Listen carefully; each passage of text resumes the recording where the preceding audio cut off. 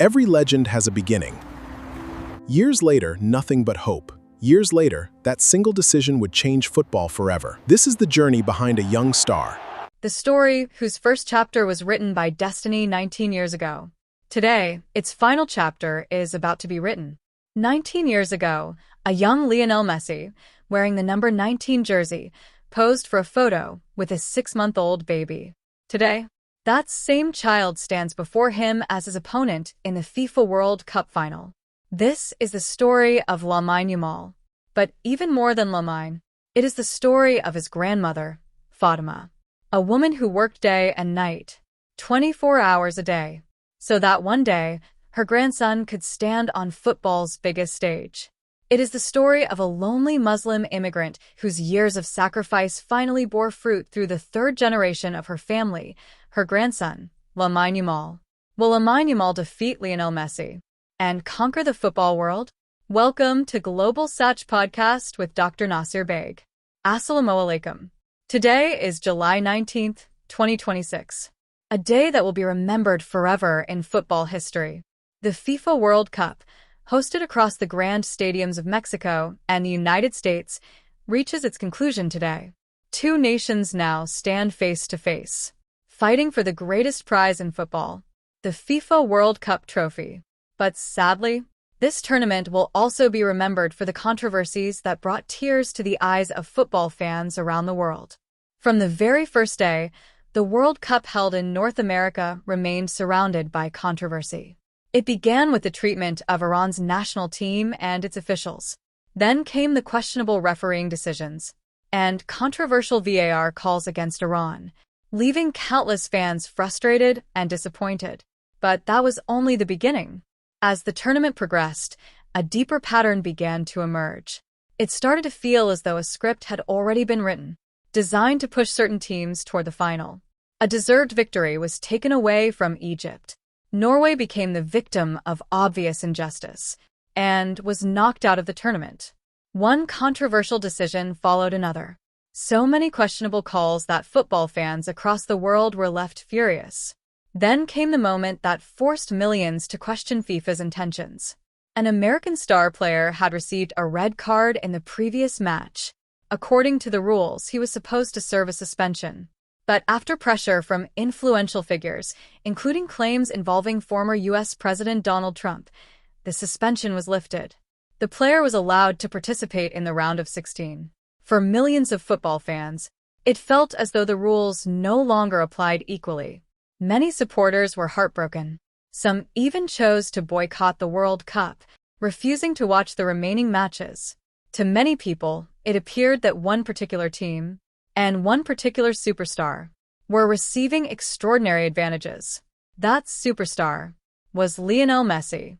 Honestly, I wouldn't have made today's podcast had there not been another story hidden behind all these controversies. A story filled with emotion. A story that makes you believe in destiny itself. It is the story of a 19-year-old boy, the grandson of a Muslim immigrant family, a young man whose smile has won the hearts of millions. $1 million smile. Spain's brightest young star. The young prince of football, Lamine Yamal. Today's program is dedicated to Lamine Yamal, to his hard work, and above all, to his grandmother, Fatima. So for the next 10 to 15 minutes, stay with us. And if you enjoy our content, please like this video and subscribe to the channel. Now, let's begin. 19 years ago, December 2007, Camp Nou, Barcelona's legendary home stadium. Inside one quiet room, a 20-year-old Lionel Messi stood waiting. He looked slightly nervous. At that time, he wasn't yet a Ballon d'Or winner. He was simply a rising young star. Barcelona and UNICEF had organized a charity event. A local newspaper held a lottery, and thousands of families bought tickets. Among them, a poor Muslim family won. Their prize was something truly unforgettable. Their 6-month-old baby would have a special photo shoot with one of Barcelona's first-team players. The child chosen for the event was Lamine Yamal. Meanwhile, Barcelona selected one of their young stars for the photo shoot, a player wearing the number 19 jersey, who had not yet become the greatest footballer in history. His name was Lionel Messi. Messi entered the room prepared for the photo shoot. He looked uncomfortable. He had never held a baby before. Sitting beside a small plastic bathtub, he carefully picked up the 6-month-old child, helping bathe him while photographers captured the moment. A few simple photographs were taken. Then the session ended. Messi walked away, continuing his journey toward becoming one of the greatest footballers the world has ever seen. But destiny had already begun writing another story. The baby once held in the arms of football's greatest legend also fell in love with the beautiful game.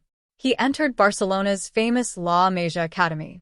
Like Messi, he preferred his magical left foot. Like Messi, he attacked from the right wing. And while Messi would later wear Barcelona's iconic number 10 shirt, exactly 19 years later, that same little boy now stands across from Lionel Messi in the FIFA World Cup Final. This is more than coincidence. It feels like a story written by destiny itself. That little boy is none other than Spain's superstar, Lamine Yamal. But Lamine Yamal's story doesn't begin on a football pitch. It doesn't begin inside a stadium. It begins on a sun-scorched road in Marrakesh, with a bus, and with a mother named Fatima. In the spring of 1990, Lamine's grandmother, Fatima, who was in her 40s at the time, made the bravest decision of her life. She had no legal documents, no visa, no bus ticket. Leaving her 5 children behind in Marrakesh, she quietly boarded a bus. She was traveling toward a country she had never seen, a language she couldn't speak, and a future she couldn't imagine. The journey took her through Algeciras, then Granada, before finally reaching Catalonia. She settled in one of its poorest neighborhoods, Rocafonda. When Fatima arrived there, she had absolutely nothing. No money, no relatives, no understanding of the culture, not even the language. Yet she refused to give up. She worked day and night, cleaning campsites, working in nursing homes, taking 3 different shifts every single day. Think about that for a moment. 3 jobs, for one dream, to save enough money so she could one day bring her children to Spain. After years of endless hard work, she finally saved enough.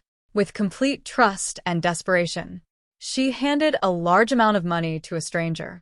Her only hope was that the woman would secretly bring her 3-year-old son, Munir, Lamine Yamal's father, and his younger sister, across the border into Spain. Just imagine that. A single mother, alone in a foreign country, working 3 jobs, risking everything she owned, and placing the lives of her own children into the hands of smugglers. That sacrifice is the very foundation upon which Lamine Yamal's story was built. In a podcast during 2025, Lamine spoke about his grandmother for the very first time. He said, "What my grandmother did wasn't ordinary. Even today, she lives in the same neighborhood. She isn't just my grandmother. She's also my mother. Whenever I play at Camp Nou, I see the journey she's secretly made on that bus reflected in her eyes." Years passed. Munir grew up in Spain. Eventually, he met Sheila Ibana, a young woman who had also migrated from Equatorial Guinea to Barcelona. Sheila was only 16 years old when she gave birth to Lamine. Life was incredibly difficult. They had no permanent home. They lived in government-supported housing, sharing common facilities with many other families. There were times when they couldn't even afford the rent. The landlord was preparing to evict them. Then, 2 kind people from the neighborhood, named Lamine and Yamal, stepped forward to help. They paid the family's rent. Munir and Sheila had nothing to offer in return, so they made them a promise. "If we are blessed with a son, we will name him after both of you, so the world will always remember your kindness." And on July 13th, 2007, a baby boy was born. His name became Lamine Yamal Nasraoui Ibana. When Lamine was only 3 years old, his parents separated. It became the first emotional wound of his childhood. His mother, Sheila, moved to Granollers, where she began working at McDonald's.